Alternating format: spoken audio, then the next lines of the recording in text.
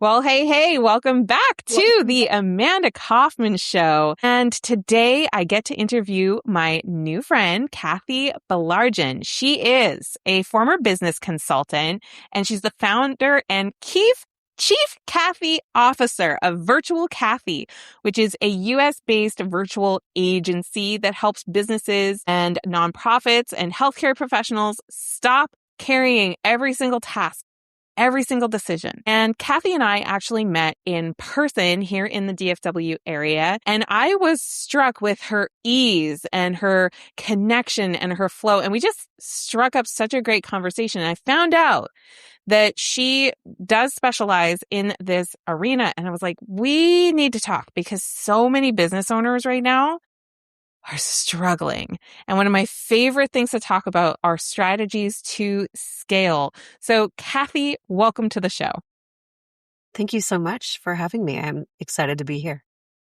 So good. Okay, you have to help me with the Chief Cathy Officer of Virtual Cathy. What's the background on the title? Well, because we're Virtual Cathy, because we do phone work, and sometimes it's just easier for my virtual assistants who are supporting business owners. Sometimes they go by Cathy, and so my whole team are my team of Cathys. And so I am the Chief Cathy Officer of them all. I am the Queen of Cathys.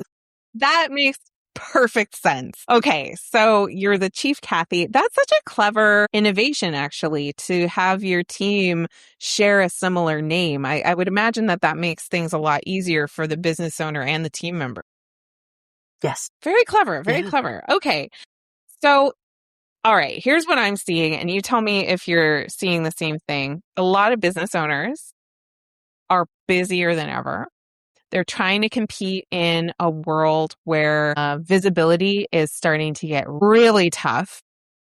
Mm-hmm. There's pressure to change your offerings to fit in an AI universe.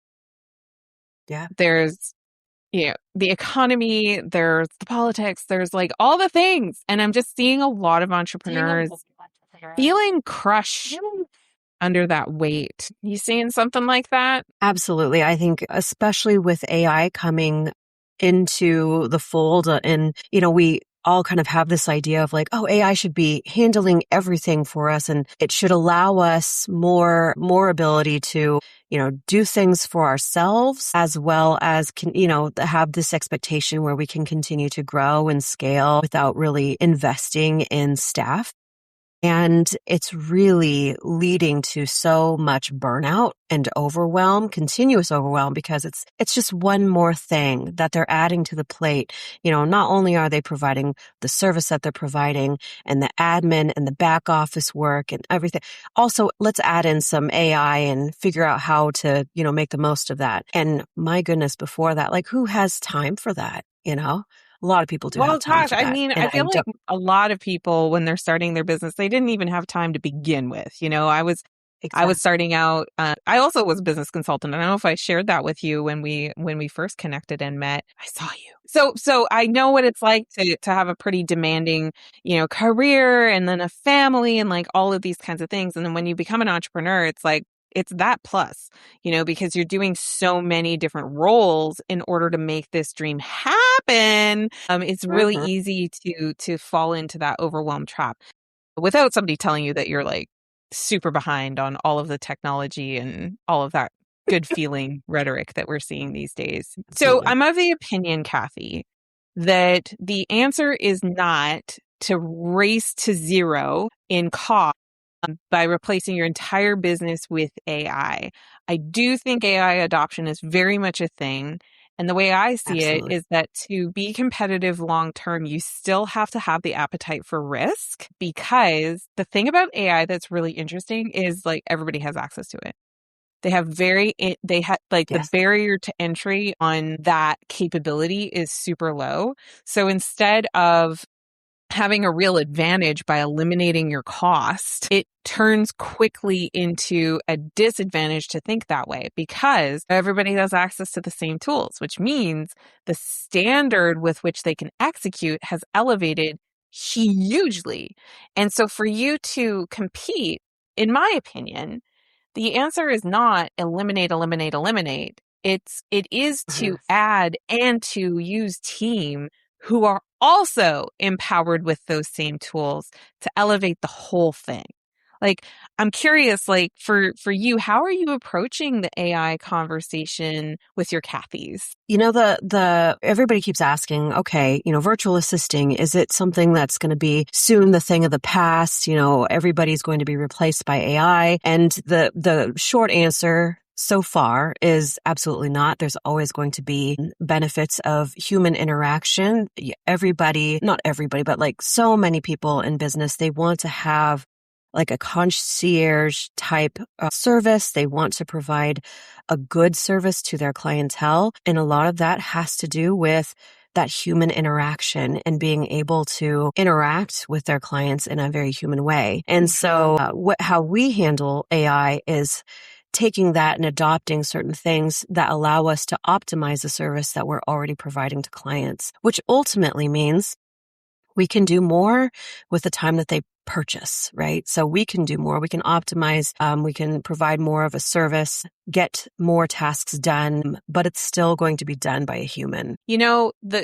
I've been really working through a lot of this whole perception about the AI versus human conversation because I work with a lot of service-based entrepreneurs. I think I heard a stat recently that something like 68% of small businesses in the United States are services businesses, which I thought that was kind of an interesting thing to know.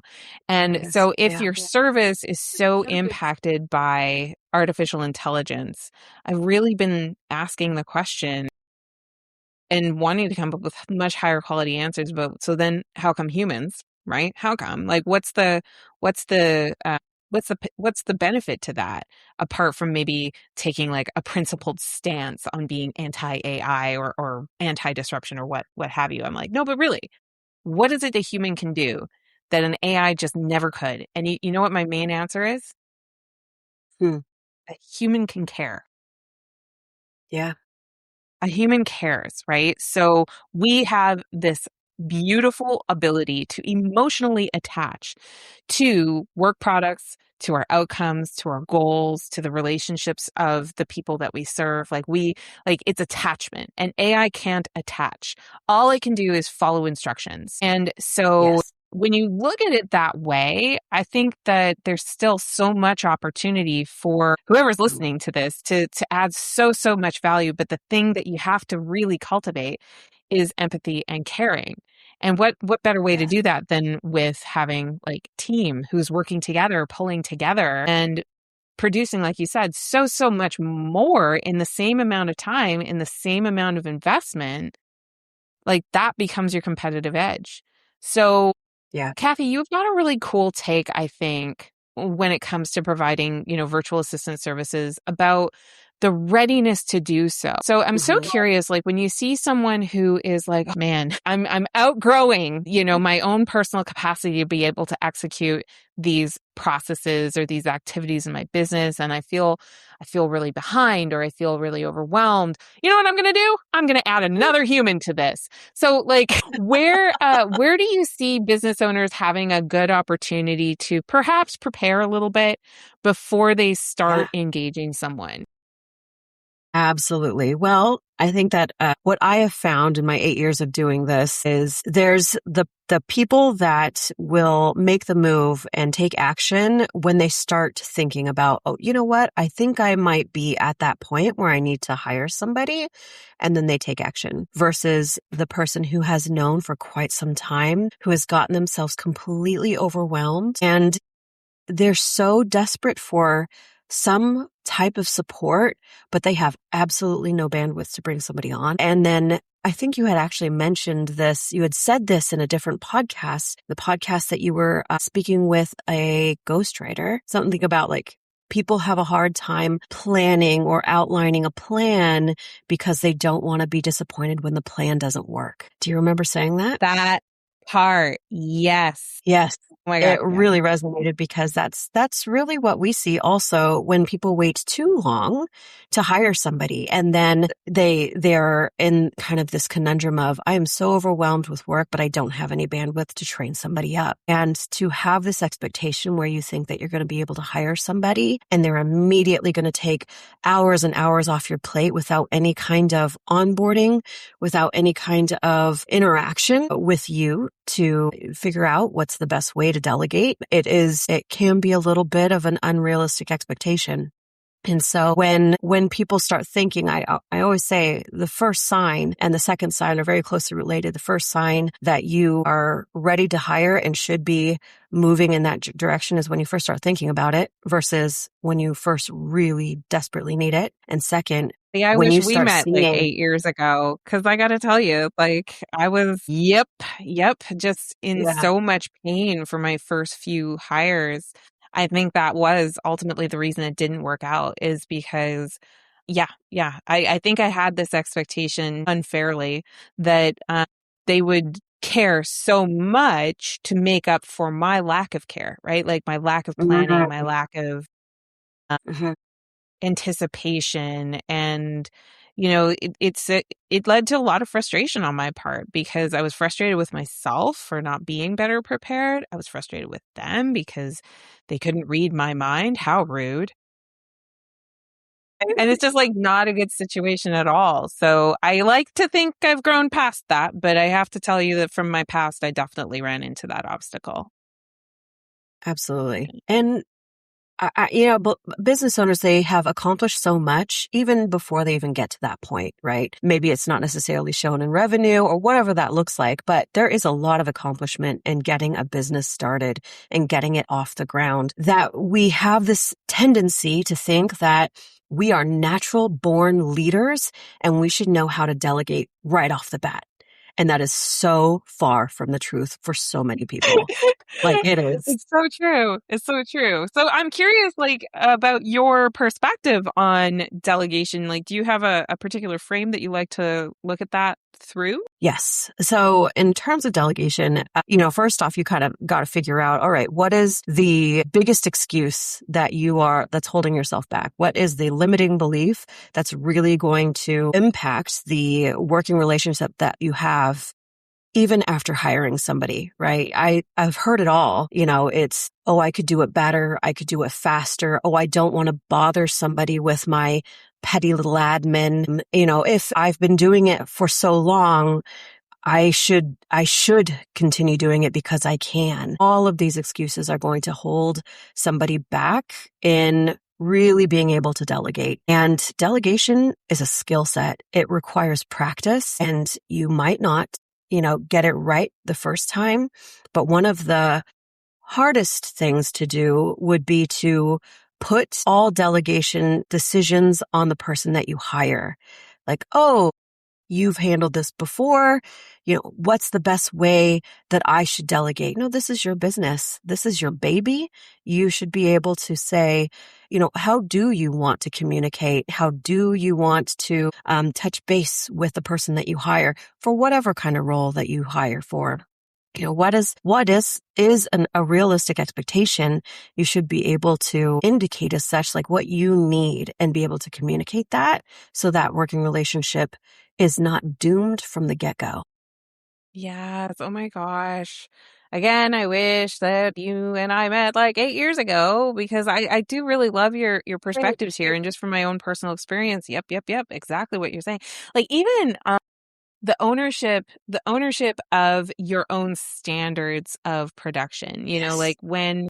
when I first started hiring, like I said, it was a mess. It was terrible. So I took a little break from that, regrouped, tried again. It went a lot better, after, like you said, building some skills, doing some training, reading more, asking more questions. And one of the next things that I really struggled with was upholding the standard. Like, and I really struggled with keeping it.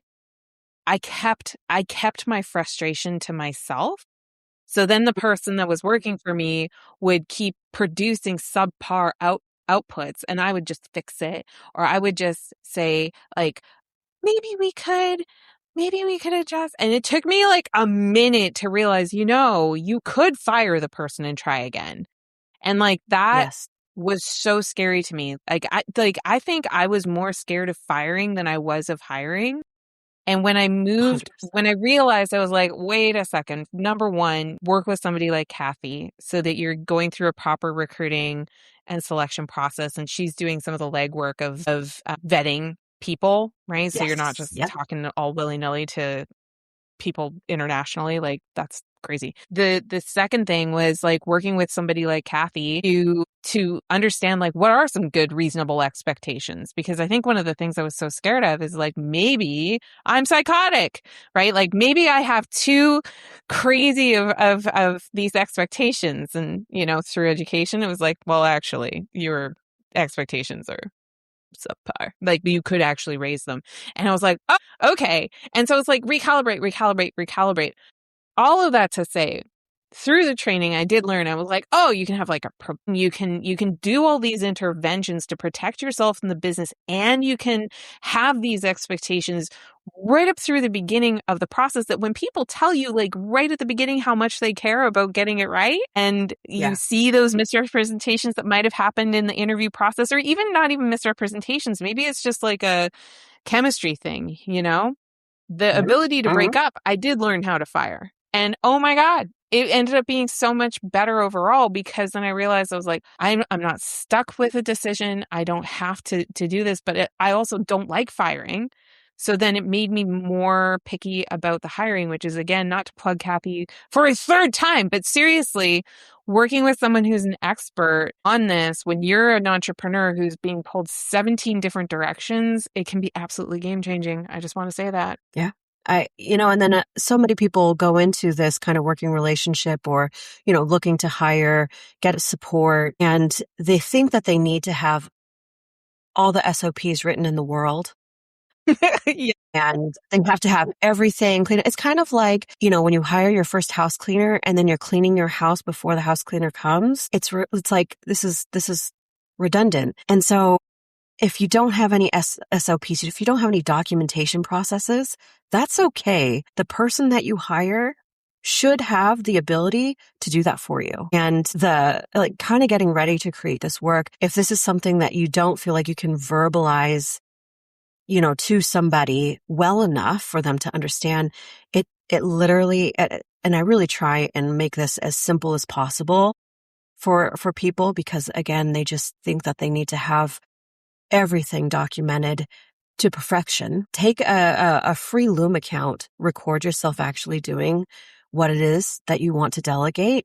You don't have to say a thing.